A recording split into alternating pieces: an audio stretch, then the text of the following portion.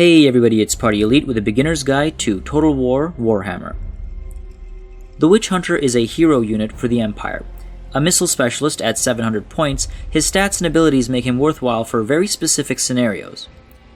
With armor-piercing missiles, and as a duelist, the Witch Hunter is great in one-on-one scenarios, especially against armored foes. His stats are mostly middling.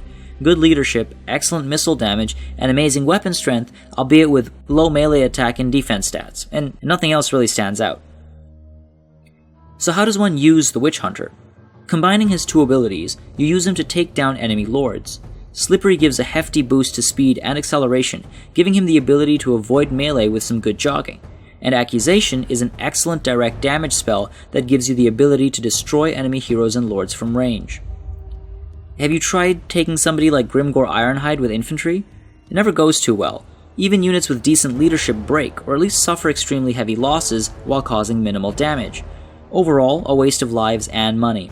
The Witch Hunter is able to keep a distance from high-armored, mid-hit point individuals with Slippery while causing significant damage with Accusation. What you're seeing on screen isn't a real battle, of course, but it shows you how much damage you'd be able to inflict in a one-on-one scenario. Now, before we grab our pitchforks and start calling the Witch Hunter OP, let's take a look at the negatives. Accusation has a very long cooldown timer. A lot can change in battle during that time.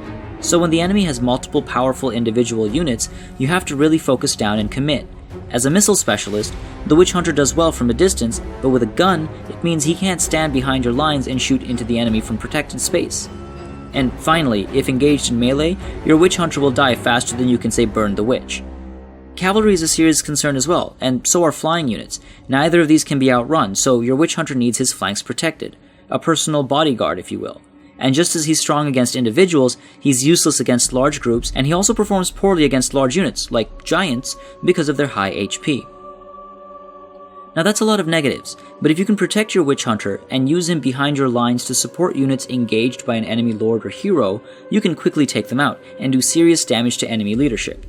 Some units excel when used in specific ways. You need to learn these ways, using them to your advantage and forcing your opponent onto the back foot.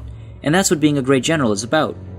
For more tips and tricks, subscribe to this channel, and if there's something you'd like to see covered, let me know in the comments below.